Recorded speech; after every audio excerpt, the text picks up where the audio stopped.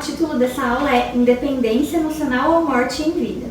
Quando a gente não é independente emocionalmente, seja dependente ou codependente emocional, a nossa vida vai sendo morta, os nossos objetivos, nossos sonhos, nossos relacionamentos, porque nós não temos consciência do que nos leva a tomar determinadas decisões. Diferente de uma pessoa independente emocional, que ela pode até escolher muitas coisas que não sejam em prol dela, mas é uma escolha e não uma força interna de culpa, de medo, de raiva, de abandono que faz ela escolher pelo outro.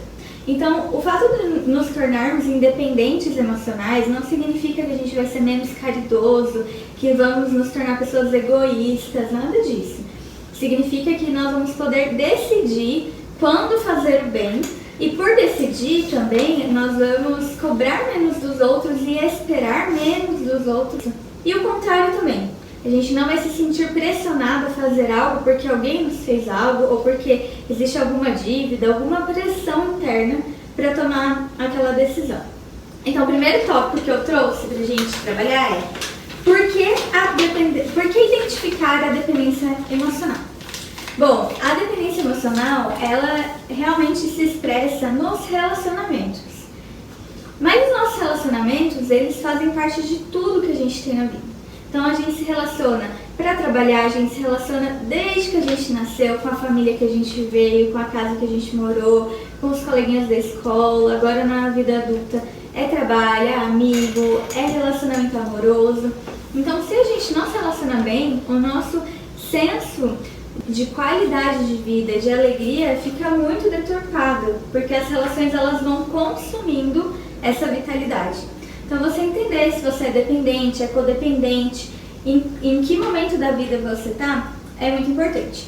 Então, você também pode ter perfis diferentes em áreas diferentes da vida. A gente vai entender que diferentes feridas causam diferentes comportamentos. Então pode ser que lá no financeiro você é super dependente, mas nos relacionamentos você é codependente emocional. A gente já vai entender o que é dependente, o que é codependente emocional, mas são perfis diferentes de dependência emocional. É importante também saber que as duas coisas são dependência emocional. Então, em diferentes áreas da vida, você pode expressar comportamentos diferentes.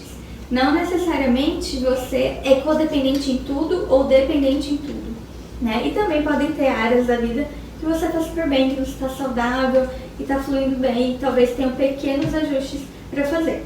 Onde está o seu coração? Então, por que a gente olhar para esse aspecto individual do nosso coração, que é o impulso mesmo que faz a gente amar, que faz a gente sentir, que faz a gente se emocionar? Porque é ali que a gente vai identificar quais são os impulsos inconscientes que estão nos levando ou mais para dependência ou mais para codependência. Então, esse teste ele vai te dar um perfil mais geral, mais amplo. Então, aí é o momento que vocês podem circular. Vocês têm limites mais fracos, então essa dificuldade de botar limite, ou você tem limites mais rígidos. Você é a pessoa que tende a ser mais grosseira, mais estourada e colocar o limite de qualquer jeito ali, né? Até se proteger demais. Por outro lado, a gente também tem um outro contrabalanço desse mesmo perfil, que é a questão de confiar em si mesmo. A mesma pessoa que ela pode colocar muito limite e ela pode parecer até uma pessoa que confia muito em si, não necessariamente. Ela pode fazer isso até como uma maneira de se sentir mais protegida. Então, como é a sua confiança em si mesma? Você confia em si ou não? Então, você é uma pessoa autoconfiante, você tem facilidade de chegar nos lugares. É alta ou é baixa essa confiança em você mesma? Podem ser sinceras, né? Se você confia em você, acha você maravilhosa, incrível, pode falar que é mesmo. Bom, do outro lado a gente tem, você é do contra ou é mais boazinha? O do contra é aquela pessoa que ela quer ser muito diferente. Até você pode perceber isso às vezes na maneira como a pessoa se veste, na maneira como o que ela gosta de ouvir. Então, às vezes, é uma boazinha que tem dificuldade de colocar limite, mas ela faz tudo do contra. Ah, eu não gosto dessa música que tá todo mundo ouvindo. Eu não gosto dessa roupa que tá todo mundo vestindo. Eu não gosto dessa, sabe? Ou você é mais assim, vai na onda. Vai na onda, isso. Então ali, do contra ou mais boazinha nesse sentido de ir na onda, evita brigas, ou explosiva e durona. A pessoa que ela coloca o limite, às vezes ela coloca o limite, mas ela não briga. Se você for atrás dela brigando, ela às vezes é até estúpida, mas ela não dá continuidade na briga. E tem pessoas que evitam pôr limites e depois explodem na briga. Pode ter 3 selecionados, não tem problema.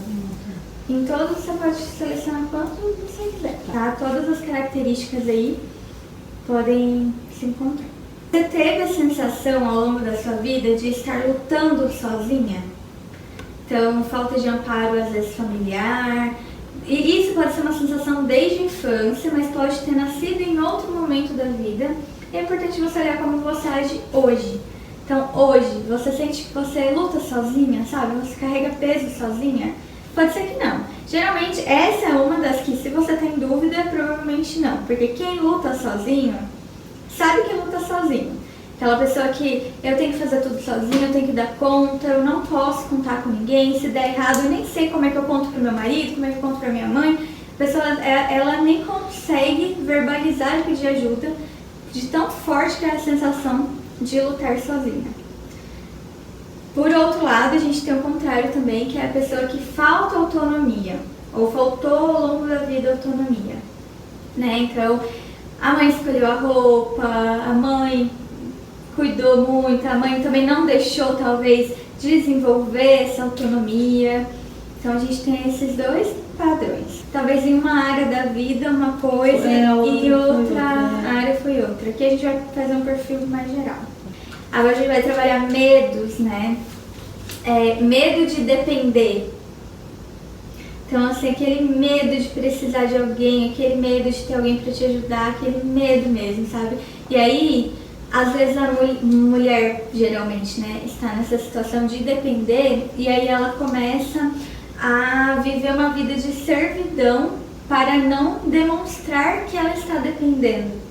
Então, é até inconsciente quando a mulher faz isso. Então, ela não consegue descansar, tirar tempo para ela, ficar em paz de tamanho que é o peso de depender. Isso também é medo de depender. Mesmo que a mulher aceite a dependência, a forma como ela se comporta mostra esse medo de depender. O que é o contrário do medo? É o merecimento. Então, quando eu sinto que eu mereço depender, eu sinto que eu posso contar com a pessoa e se ela está me provendo aquilo, se ela está me dando aquilo, eu posso desfrutar sem uma dívida. Pode sim ter uma vontade de troca, lógico. A gente tem gratidão, a gente quer fazer o melhor que podemos com aquilo que a gente recebe. Mas não é um peso, não é uma culpa. Eu posso também descansar, eu posso aproveitar daquilo que está disponível para mim. Então, medo de depender é um. Medo de perder é outro. Então, medo de perder uma pessoa que você ama, isso aí vai estar em vários comportamentos. Tenho medo de falar, tenho medo de brigar, tenho medo porque eu tenho medo de perder. E tem o contrário também. Tenho medo de não fazer o suficiente e perder. Então, a gente vai ter os 2 perfis também com medo de perder.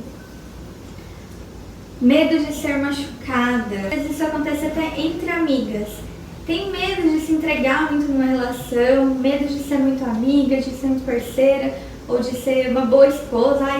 Se eu der todo o meu tempo e toda a minha dedicação para o meu marido e ele me trair, e ele me machucar, isso não deveria ter respeito a nós. A gente não deveria viver pensando nesse medo de ser machucada.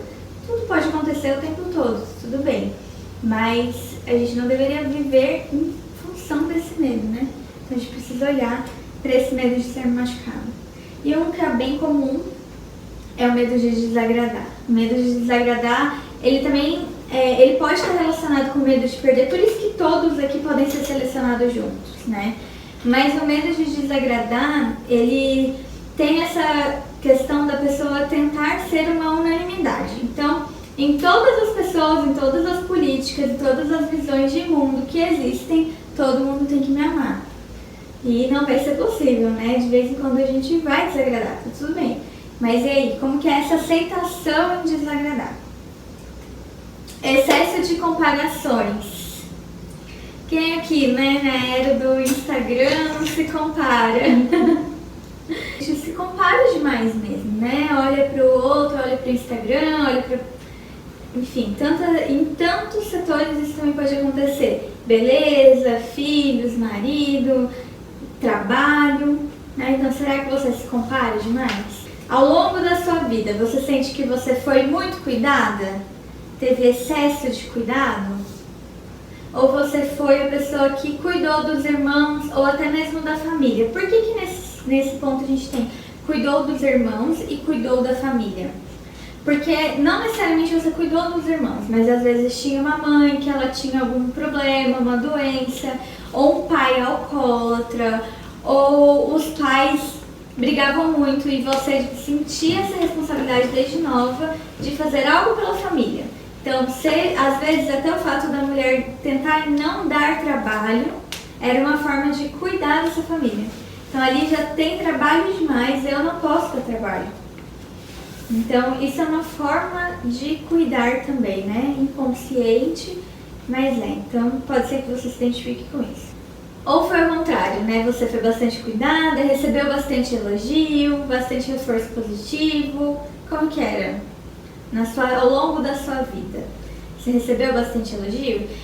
Tem o caso da pessoa que recebe elogio, mas não consegue aceitar esse elogio, é outra coisa, mas tem a pessoa que ela não foi muito elogiada, ela não está acostumada com elogio mesmo. Bom, essa última também é boa, hein? Fala demais, a famosa boca de sacola, não pode conhecer uma pessoa, já conta a vida inteira, limite pra quê? Vamos falar tudo, conta tudo. É mais emocional ou é mais racional? Uma pessoa mais emocional, ela toma as decisões sem pensar muito, ela vai pelo que ela sente mesmo. Às vezes não quer dizer nem que ela é impulsiva, ela pode até demorar, mas o que faz ela tomar a decisão é o sentimento, não é o que ela pensou. Ela pode até fazer prós e contras, ela fica dias pensando, mas no dia de tomar a decisão ela vai pelo que ela sentiu. Né? Ou pode ser uma pessoa mais racional. E às vezes as pessoas racionais também podem ser impulsivas. Se ela rapidinho, ela já pensar no pró, no contra, ela toma a decisão, não necessariamente pensando bem. Mas a impulsividade não tem a ver necessariamente com ser racional ou emocional. E aí, por último, você tem dificuldade em se posicionar de maneira geral na vida? Deixa eu ver. E liberdade excessiva? Eu acho que eu pulei. Verdade, obrigada. Verdade. Em cima, então, lutar sozinho ou falta de autonomia. Aí a gente estava falando mais de infância, de educação dos pais, né? Se os pais, se você sentiu amparo, se você teve falta de autonomia, os pais cuidaram muito de você.